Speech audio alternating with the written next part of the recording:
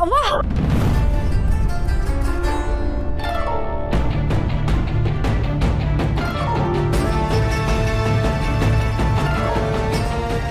ಸಹನಾ ಸಹನಾ ಹುಷಾರಮ್ಮ.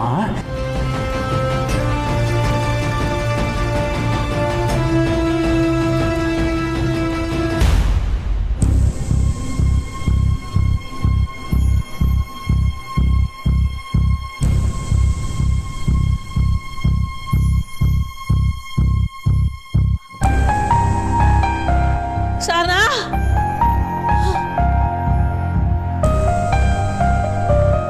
ಸಹನಾ ಪುಟ್ಟಮ್ಮೆ ಯಾಕೆ ಹಂಗೆ ಕೂಕೊಂಡೆ? ಪುಟ್ಟಮ್ಮೆ ಸಹನಾ ಸಹನಾ ಸಹನಾ ಅವ್ವ ಯಾಕವ್ವ ಏನಾಯ್ತು? ಪುಟ್ಟಮ್ಮೆ ಯಾರು ನೋಡುತ್ತಿದ್ಯಾ? ಸುಮ್ಮ ನೀನೇನಾರ ನಾನು ಕರ್ದಿಯಾ? ಇಲ್ಲವ್ವ. ಇಲ್ವೇ? ಹಂಗಾರೆ ಸಹನಾನೇ ನಾನು ಕರೆದಿರ್ಬೇಕು. ಸಹನಾ ಸಹನಾ ಅವ್ವ ಏನೇನೋ ಮಾತಾಡ್ಬೇಡವ್ವ, ಒಳಗ್ ನಡಿ. ಅಯ್ಯೋ ನಾನು ಮಾತಾಡ್ತಿಲ್ಲ. ನನ್ನ ಮಗಳು ಸಹನಾ ಕರ್ಲು. ಪುಟ್ಟಮ್ಮೆ ಇಲ್ಲಿ ಸಲದನ್ನೆಲ್ಲ ಯಾಕೆ ಯೋಚನೆ ಮಾಡ್ತಿದ್ಯಾ? ನಡಿ ಒಳಗೆ. ಬುಡಯ್ಯ, ನನ್ನ ಮಗಳು ನನ್ನ ಕರ್ಲು. ಅವಳೆಲ್ಲ ಎಲ್ಲ ಇರಬೇಕು. ಅವ್ವ ಯಾರೋ ಏನೋ ಕೂಗಿರ್ತಾರವ್ವ, ನಿನ್ಗೇನೋ ಬೇರೆ ಕೇಳ್ಸಿರುತ್ತೆ. ಸೋಮ್ಕಿರು, ನನ್ನ ಮಗಳ್ತಾನೆ ನನಗೆ ಗೊತ್ತಾಗಿಲ್ವಾ? ಸಹನಾ ಸಹನಾ ಪುಟ್ಟಮ್ಮೆ ಸಹನಾ ಇಲ್ಲಿರಕ್ಕೆ ಹೆಂಗ್ ಸಾಧ್ಯ? ಪುಟ್ಟಮ್ಮೆ ಮಾಡಬೇಕಾಗಿರೋ ಕಾರ್ಯ ಎಲ್ಲ ನಾವೇ ಮಾಡಿ ಮುಗಿಸಿದ್ವಲ್ಲ. ನೋಡ ಇಂಥ ಸಮಯದಾಗೆ ಇಂಥ ಯೋಚನೆ ಮಾಡೋದು ಸಹಜನೇ, ಆದರೆ ಅದನ್ನ ಅಷ್ಟೊಂದು ಮನಸ್ಸಿಗೆ ಹಚ್ಕೋಬೇಡ.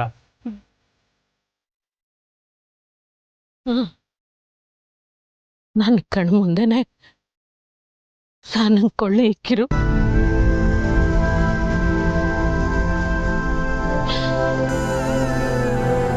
ಅವಳು ದಗ ದಗ ದಗ ದಗ ಅಂತ ಊರ್ದೋಗೋದನ್ನ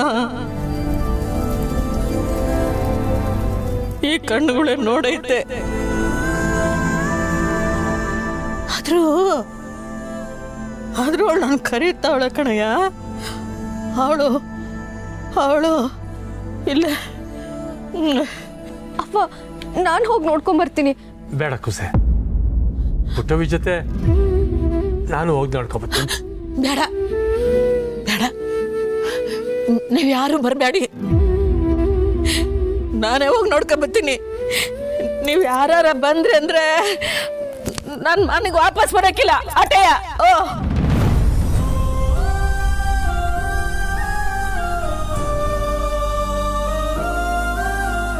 ನೀವೇನು ದಿಗಳು ಬೀಳ್ಬೇಡಿ, ನಾ ಏನು ಸಾಯಕ್ಕಿಲ್ಲ.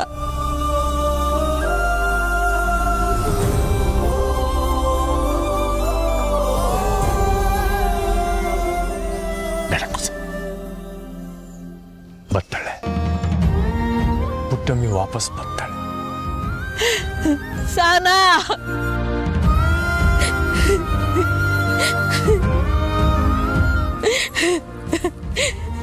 ಸಹನಾ ಸಹನಾ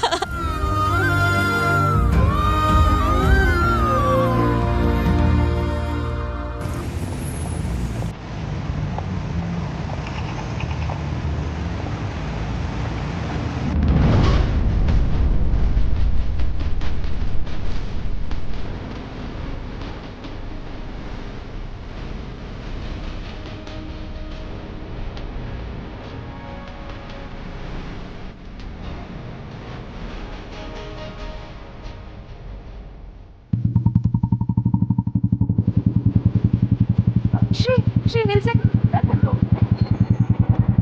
ಅಲ್ಲಿ ನೋಡಿ, ಅದು ಮುರಳಿ ಬಾವ ತರ ಕಾಣ್ತಿದಾರಲ್ವಾ? ಹೌದಲ್ವಾ, ಅವರ ಕಲ್ಕೊಂತವ್ರೆ. ಬನ್ನಿ ಶ್ರೀ.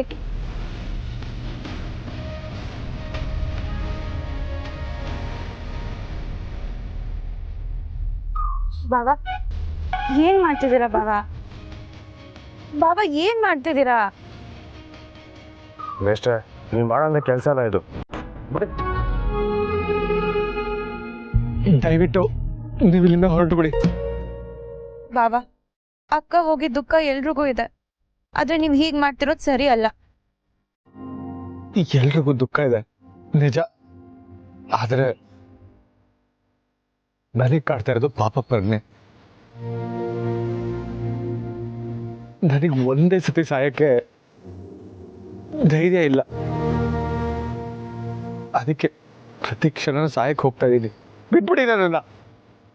ಮೇಷ್ಟ್ರೆ, ಸಹನವ್ರು ಇದ್ದಿದ್ರೆ ಅವ್ರು ನಿಮ್ಗೆ ಹಿಂಗೆ ನೋಡಿದ್ರೆ ಸಂಕಟ ಪಡ್ತಿರ್ಲಿಲ್ವೇ? ಈಗ ಇಲ್ವಲ್ಲ ಕಂಟಿ, ಅವರೇ ಇಲ್ವಲ್ಲ, ನಾನೇನು ಮಾಡಲಿ ನೀವೇ ಹೇಳಿ.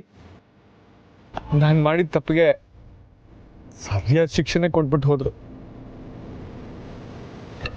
ಬೇಡ ಬಾಬಾ, ಬಾಬಾ ನಿಲ್ಸಿ. ಯಾಕೆ ಬೇಡ ಸ್ನೇಹ ಅವರೇ? ಅವತ್ತು ನೀವು ಕಂಟಿ ಸೇರ್ಕೊಂಡಾಗ ಅಷ್ಟು ಬುದ್ಧಿ ಹೇಳಲಾಗ್ಲೇ ನಾನು ನಿಮ್ಮ ಮಾತು ಕೇಳಲಿಲ್ಲ. ನೀ ಕೇಳ್ತೀರಾ?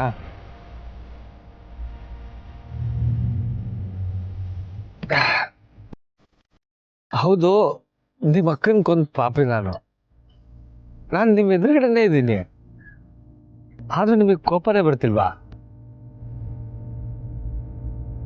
ಪ್ರತಿ ಕ್ಷಣನೂ ನಮ್ಮ ಮನೆಯವರೇ ಸರಿ ಅಂತ ಅವ್ರ ಪರನೇ ವಹಿಸ್ಕೊಂಡು ಬಂದೆ ನಾನು.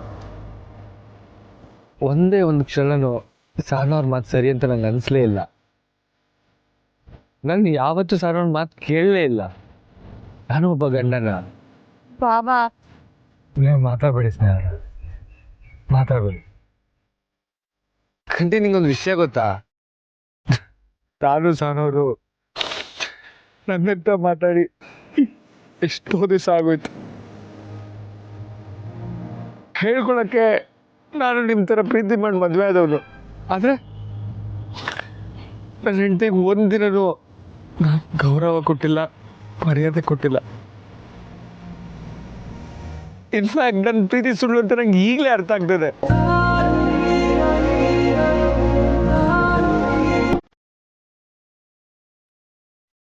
ಪ್ರೀತಿ ಮಾಡೋರಿಗೆ ಪ್ರತಿ ಉಸಿರಲ್ಲೂ ಪ್ರೀತಿ ಮಾಡೋರ್ಗೆ ಮಾತು ಅರ್ಥ ಆಗುತ್ತೆ ಇರ್ತಾರೆ. ಆದ್ರೆ ಸಹನವರೇ ಬಂದು ನನ್ನ ಹತ್ರ ಎಲ್ಲ ಹೇಳ್ಕೊಂಡ್ರು, ನನಗೇನು ಅರ್ಥ ಆಗ್ಲಿಲ್ಲ.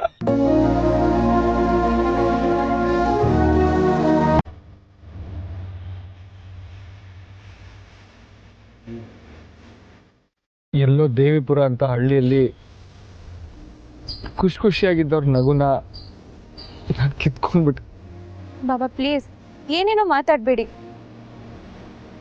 ಇದೆಲ್ಲ ಹಿಂಗೆ ಆಗ್ಬೇಕಂತಿದ್ದಾಗ ಯಾರ ಥರ ಏನು ಮಾಡೋಕ್ಕಾಯ್ತದೆ? ಬದುಕಿದ್ದಾಗ ಸಹನವ್ರ ಮನಸ್ಸಿಗೆ ಬೇಸರ ಮಾಡಿದೆ ಅಂತ ಈಗಲೂ ಹಂಗೆ ಮಾಡಬಾರ್ದಲ್ವೇ? ಏನು ಮಾಡ್ಲಿ ಕಂಟಿ, ಅಂಥ ದೇವತೆಗೆ ನಿಮಗೆ ಮಾನಸಿಕ ರೋಗ ಇದೆ, ನಾನು ಇನ್ನೊಂದು ಮದುವೆ ಆಗ್ತೀನಿ, ಡಿವೋರ್ಸ್ ಕೊಡ್ತೀನಿ ಅಂತ ಏನೇನೋ ಮಾತಾಡ್ಬಿಟ್ಟಿದ್ದೀನಿ. ನಾನು ಅವ್ರು ಕೊಟ್ಟಿದ್ದ ತೊಂದರೆಗೆ, ನೋವಿಗೆ ನನಗೆ ನಾನು ಎಷ್ಟು ನೋವು ಮಾಡ್ಕೊಂಡ್ರು ಅದು ಕಮ್ಮಿದೆ.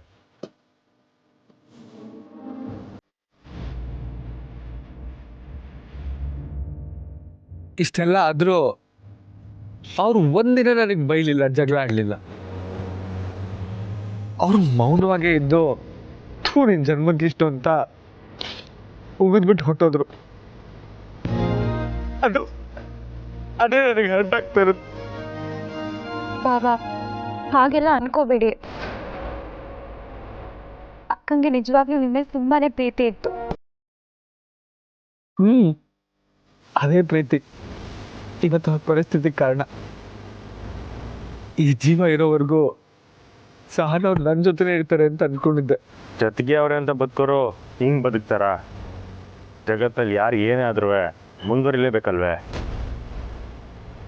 ಸಹನವರು ಆ ಥರ ಪಟ್ಬಿಟ್ರು, ಆದರೆ ನಾವು ಈ ದಿಟನ ಒಪ್ಕೊಂಡು ಬದುಕಬೇಕಲ್ವೇ?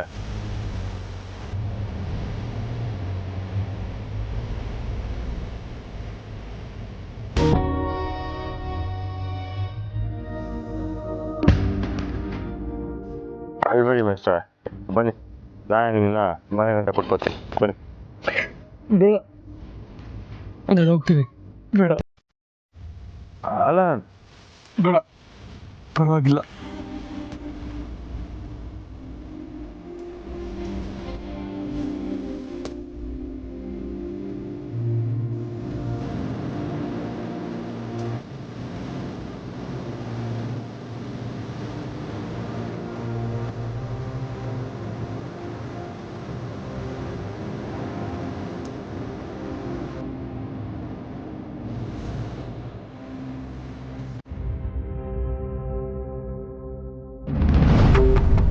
ನೀನು ಪ್ರಸಾದ ಮಾಡಿದ್ರಿಂದ ತುಂಬ ಉಪಕಾರ ಆಯಿತು. ಇಲ್ಲ ಅಂದಿದ್ದರೆ ನಾನು ಪೇಚಿಗೆ ಸಿಕ್ಕಾಕೊಂಡ್ಬಿಡ್ತಾ ಇದ್ದೆ. ಆ ತಾಯಿ ಕೆಲಸ ಮಾಡಕ್ಕೆ ನಂಗೆ ಅವಕಾಶ ಸಿಕ್ತಲ್ಲ, ಅದೇ ನಂಗೆ ಸ್ಯಾನೆ ಖುಷಿ. ನೋಡು, ನೀನು ಆ ತಾಯಿ ಮೇಲೆ ಭಾರ ಹಾಕಿ ಹೊರಡಬೇಕು ಅಂತಿದ್ದೆ. ಆದರೆ ಆ ತಾಯಿನೇ ನಿನ್ನನ್ನು ಉಳಿಸ್ಕೊಂಡಿದ್ದಾಳೆ ಅಂದರೆ ನಿಜಕ್ಕೂ ಇದರ ಹಿಂದೆ ಏನೋ ಒಂದು ಮಹತ್ವವಾದ ಕಾರಣ ಇದೆಯಮ್ಮ. ನೀನು ಪ್ರಸಾದ ಮಾಡ್ತೀನಿ ಎಂದಾಗ ನನಗೆ ನಂಬಿಕೆನೇ ಇರಲಿಲ್ಲ. ಯಾವಾಗ ನೀನು ಒಲೆ ಮುಂದೆ ನಿಂತ್ಕೊಂಡಿಯೋ ಆಗ ನಿನ್ನಲ್ಲಿ ಏನೋ ಒಂದು ಅಗೋಚರ ಶಕ್ತಿ ಕಾಣಿಸ್ತು. ನಾನು ಆಗಲೇ ಅಂದ್ಕೊಂಡೆ ಇದರಿಂದ ಏನೋ ಒಂದು ಮಹತ್ವ ಇದೆ ಅಂತ. ಹಾಂ, ನಿನಗೆ ಅಡುಗೆ ಮಾಡೋದು ತುಂಬ ಪ್ರಿಯವಾದ ಕೆಲಸ ಅಂತ ಕಾಣಿಸುತ್ತೆ. ಎಲ್ಲ ಆ ತಾಯಿ ಪ್ರೇರಣೆ. ಬಾಂಬಳೆ, ನಮ್ಮ ಮನೆಯವ್ರ ಹೆಸರು ಅರ್ಚನೆ ಮಾಡಿಸ್ಬೋದಾ? ಆಯ್ತಮ್ಮ, ಮಾಡ್ಸ. ನಿಮ್ಮ ಮನೆಯವ್ರ ಹೆಸರು ಹೇಳು. ಪುಟ್ಟಕ್ಕ.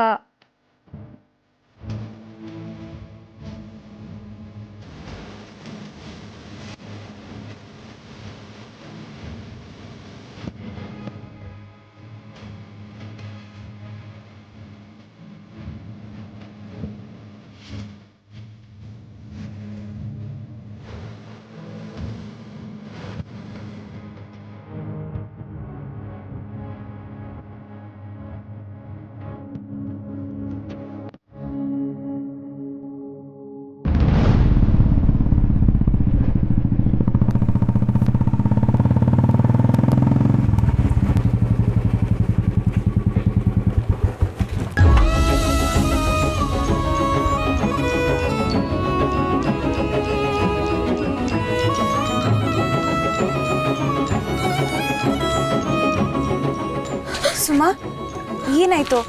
ಯಾಕೆ?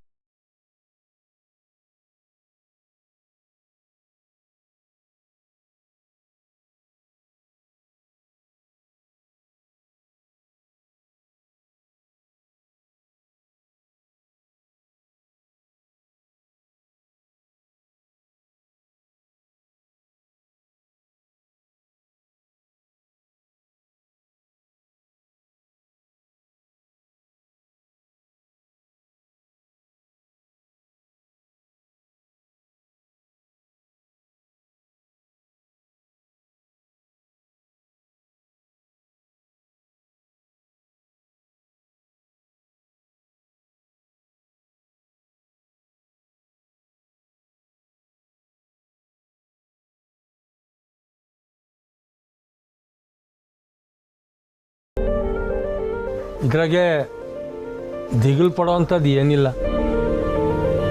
ಹಿಂಗೇನೆಯ ಅವಳಿಗೆ ಬೇಸರ ಆದಾಗ ಒಬ್ಬಳೇ ಹೋಯ್ತಾಳೆ, ಹಸುವತ್ ಕಡೆದ ಸ್ವಲ್ಪ ಕೂತಿರ್ತಾಳೆ, ಆಮೇಲೆ ವಾಪಸ್ ಬರ್ತಾಳೆ.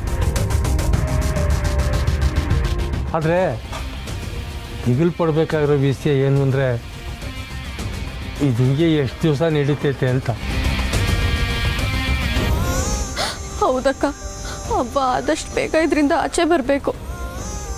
ಅವ್ವ ಇದರಿಂದ ಆಚೆ ಬರಬೇಕು ಅಂದರೆ ಮೊದಲಿನ ಥರ ಅವಳ ಮನೆ ಕೆಲಸದಲ್ಲಿ ಇನ್ವಾಲ್ವ್ ಆಗೋ ಹಾಗೆ ಮಾಡಬೇಕು.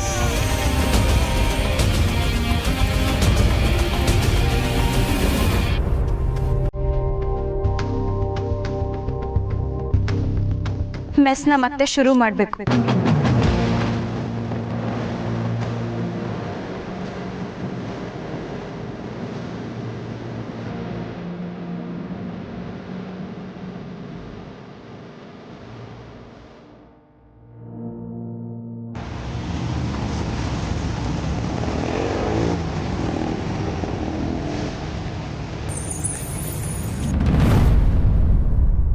ಅರ್ಚಕ್ರೆ, ಪ್ರಸಾದ ಯಾರು ಮಾಡಿದವರು?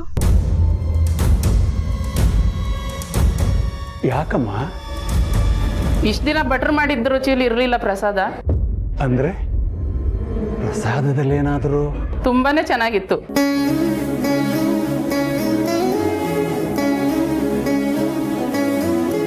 ಈ ಪ್ರಸಾದಕ್ಕೆ ಇಷ್ಟು ರುಚಿ ಬಂದಿದೆ ಅಂದ್ರೆ ಆ ತಾಯಿಗೆ ನೈವೇದ್ಯ ಮಾಡಿದ್ದಾರೆ, ಅದರಿಂದಾನೇ ಈ ರುಚಿ ಇಷ್ಟು ಹೆಚ್ಚಿರೋದು. ಪ್ರಸಾದ ಮಾಡಿದವರ ಯಾರು ಗೊತ್ತಾ? ಇವರೇ ಮಹಾನ್ ತಾಯಿ.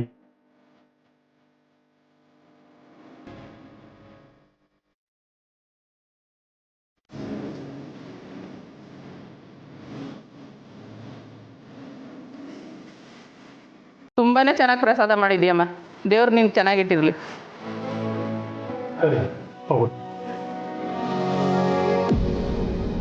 ನಿನ್ನನ್ನೇ ನೋಡಬೇಕು ಅಂತ ಬಂದವಮ್ಮ ನಾವು. ನನ್ನನ್ನ ನೀನ್ ಮಾಡಿದ ಪ್ರಸಾದ ತುಂಬಾ ಚೆನ್ನಾಗಿತ್ತು.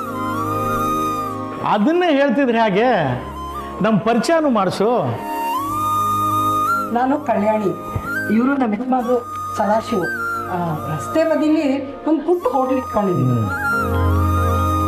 ಹೋಟ್ಲು ಅಂದ್ರೆ ದೊಡ್ಡ ಹೋಟ್ಲಲ್ಲ, ರಸ್ತೆ ಬದಿಲಿ ಚಿಕ್ಕ ಗಾಡಿ. ನಮ್ಮ ಹೋಟ್ಲು ತಕ್ಕ ಮಟ್ಟಿಗೆ ನಡೀತಾ ಇದೆ. ಆದರೆ ಈ ಅನ್ನದ ತಿಂಡಿ ಅಂತಾರಲ್ಲ, ರೈಸ್ ಬಾತು ಪುಳಿಯೋಗರೆ, ಅದು ಇಷ್ಟು ರುಚಿಯಾಗಿರೋದಿಲ್ಲ. ಪುಳಿಯೋಗರೆನೇ ಇಷ್ಟು ಚೆನ್ನಾಗಿ ಮಾಡ್ತೀಯ ಅಂದ್ರೆ? ನನಗೆ ಎಲ್ಲ ಥರದ್ದು ರೈಸ್ ಬಾತ್ ಮಾಡೋದು ಗೊತ್ತಿದೆ. ಉಪ್ಸಾರು, ಬಸ್ಸಾರು, ಮಸೊಪ್ಪು, ಸೊಪ್ಪಿನ ಹುಳಿ, ಎಲ್ಲ ಅಡುಗೆ ತಿಂಡಿಗಳು ಮಾಡೋದು ಗೊತ್ತಿದೆ. ಇದೇ ನಂಬಿಕೆಯಿಂದ ನಾವು ನೋಡಿ, ಏನೋ ಮಾತಾಡಬೇಕು ಅಂತ ಬಂದಿದ್ದೀರ, ಆದರೆ ಅದನ್ನು ಮಾತಾಡೋದಕ್ಕೆ ಹಿಂಜರಿಕೆ ಯಾಕೆ? ತುಂಬ ಹೃದಯದಿಂದ ಮಾತಾಡಿ. ಅದು ಈ ಬಾತ್ಗಳೆಲ್ಲ ನಮ್ಗೆ ಮಾಡಕ್ ಬರಲ್ಲ. ಈ ತಿಂಡಿಗಳೆಲ್ಲ ಮಾಡೋ ವಿಧಾನ ಹೇಗೆ ಅಂತ ತಿಳ್ಕೊಳಕ್ ಬಂದ್ವಿ. ಹೇಳಲೇಬೇಕು ಅಂತ ಬಲವಂತ ಏನಿಲ್ಲಮ್ಮ. ನಿನಗಿಷ್ಟ ಇದ್ರೆ ಹೇಳು, ಇಲ್ಲದಿದ್ರೆ ಬೇಡ.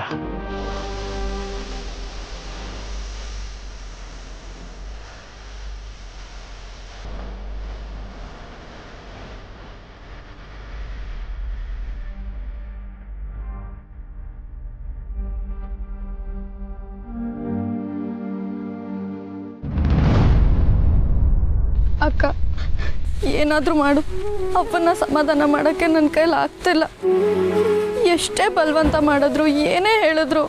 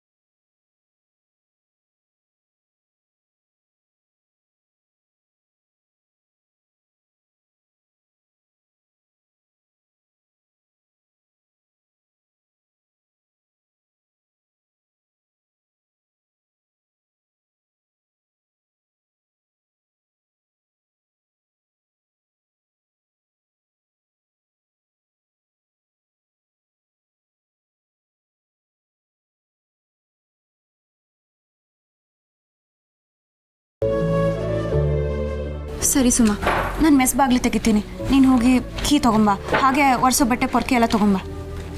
ನಾನು ಬಾವಿಯಿಂದ ನೀರು ಸೇರ್ಕೊಂಬತ್ತೀನಿ, ತೊಳೆದ್ಬಿಡಮ್ಮ. ಯಾಕೆ ಸುಮ್ಮ ನಿಂತೇ ಇದೆಯಾ? ಹೋಗು.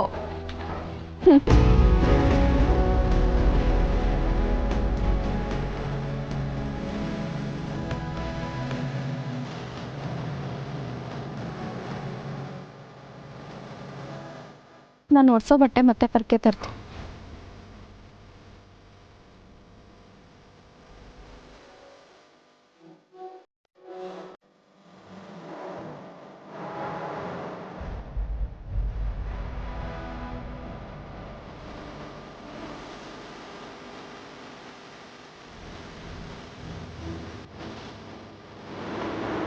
ನೇಹಾ,